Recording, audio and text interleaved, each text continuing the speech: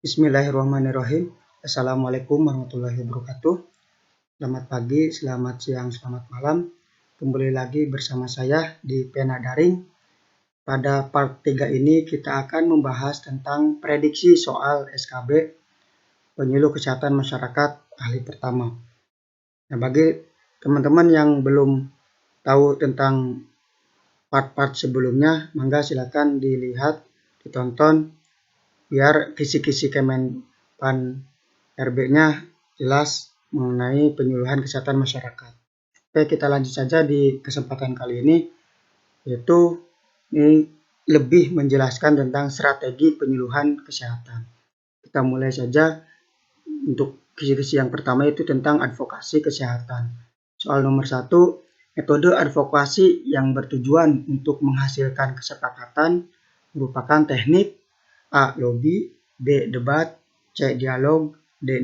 Negosiasi, E. Petisi. Apa jawabannya teman-teman? Ya, jawabannya adalah D. Negosiasi. Kita lihat di pembahasannya bahwa lobby itu berbincang-bincang secara informal para pengambil keputusan dan pembuat kebijakan untuk menginformasikan isu-isu strategis yang menjadi permasalahan di masyarakat. Nah, kalau debat yaitu kegiatan argumentasi untuk menyampaikan pendapat yang bertentangan dengan pendapat orang lain. Adapun untuk dialog adalah percakapan secara lisan atau tertulis antara dua orang atau lebih. Dan untuk petisi yaitu cara formal dan tertulis untuk menyampaikan gagasan advokator dan memberikan tekanan kolektif terhadap para pembuat keputusan. Nah, ini untuk negosiasi yaitu metode advokasi yang bertujuan untuk menghasilkan kesepakatan. Jadi di soal yaitu bertujuan untuk menghasilkan kesepakatan adalah negosiasi.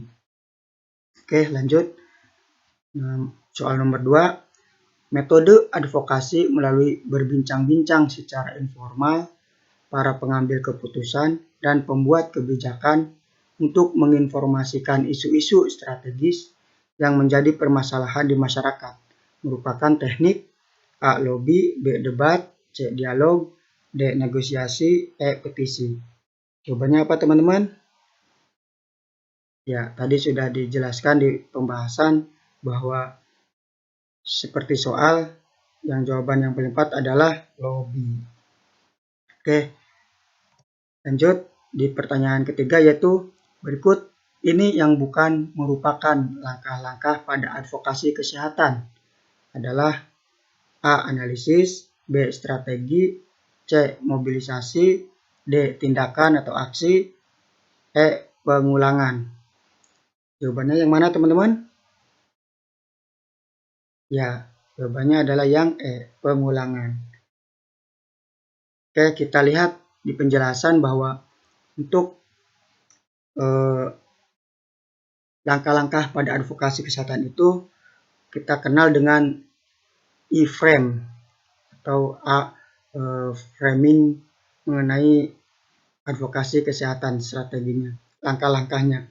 Itu yang pertama, langkah pertama adalah menganalisis, kemudian yang kedua adalah strategi, kemudian untuk yang ketiga adalah mobilisasi, kemudian yang keempat tindakan aksi, kelima yaitu evaluasi, dan keenam adalah kesinambungan. Artinya ini yang harus dilakukan dari advokasi kesehatan. Oke, lanjut. Masih di advokasi kesehatan, soal nomor 4. Berikut ini yang bukan merupakan penyusunan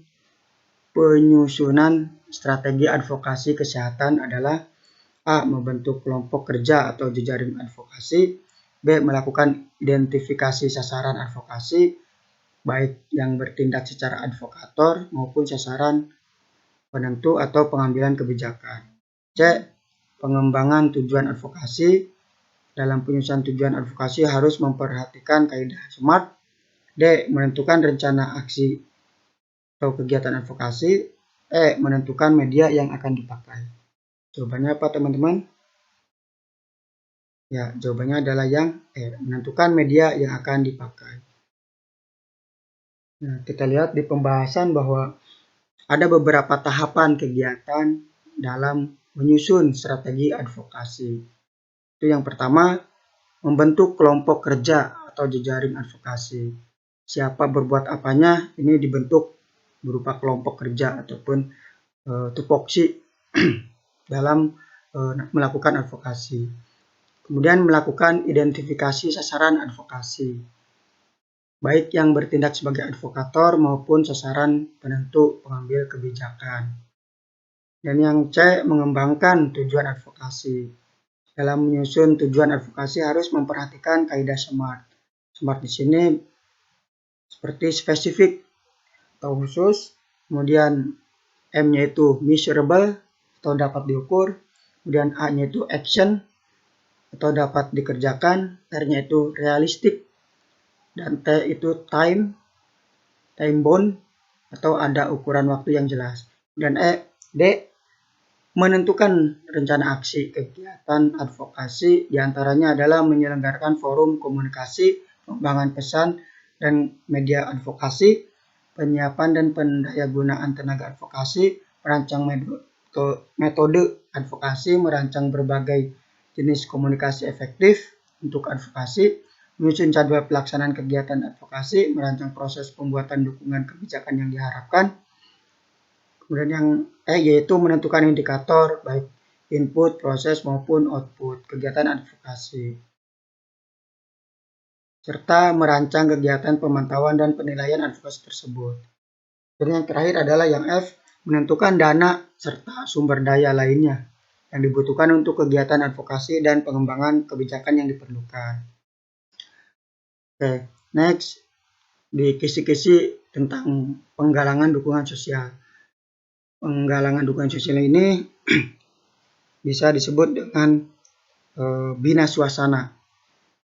Itu kita lanjut ke soal nomor 1, yaitu sebagai kepala keluarga, Pak Amin bersedia mempraktikkan 3M, yaitu menguras, menutup, dan mengubur, demi mencegah munculnya wabah demam berdarah di lingkungan rumah tangganya.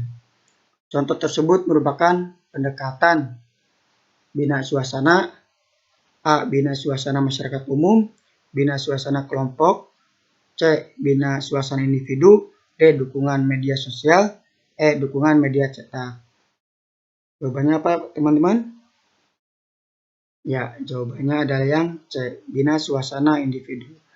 Artinya kita melihat di soal jelas ya, bahwa yang melakukan adalah Pak Amin atau seseorang ataupun individu dari sebagai kepala keluarga.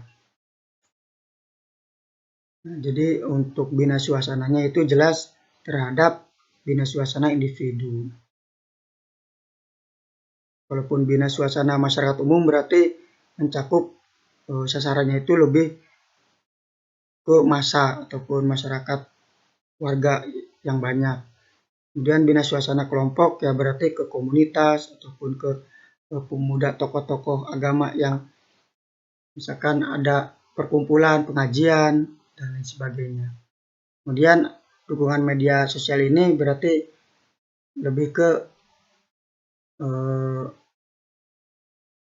medsos, internet, Facebook, Instagram, Telegram, dan sebagainya. Dukungan media cetak ini lebih ke leaflet, pamflet, dan sebagainya. Tapi dalam bina suasana ini ada 3 yang harus dilakukan pendekatannya, yaitu bina suasana masyarakat umum, bina suasana kelompok, dan bina suasana individu. Oke, jelas ya. Next. Kemudian untuk soal nomor 2, komunitas pemuda pecinta lingkungan bersama fasilitator puskesmas sedang melakukan kegiatan kampanye sadar lingkungan untuk menyebarluaskan kepada masyarakat. Contoh tersebut merupakan pendekatan bina suasana, A. Bina suasana masyarakat umum, B. Bina suasana kelompok, C. Bina suasana individu, D. Dukungan media sosial, E. Dukungan media cetak. Jawabannya apa, teman-teman?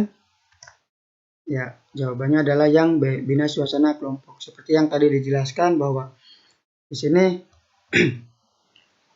di soal bahwa ada yang namanya kelompok komunitas pemuda pecinta lingkungan. Ini adalah sebuah kelompok, dan jawaban yang tepat adalah bina suasana kelompok.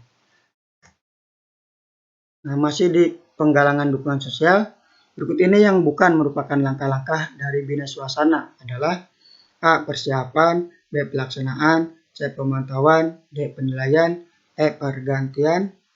Jawabannya apa teman-teman? Ya, jawabannya adalah yang E. Pergantian.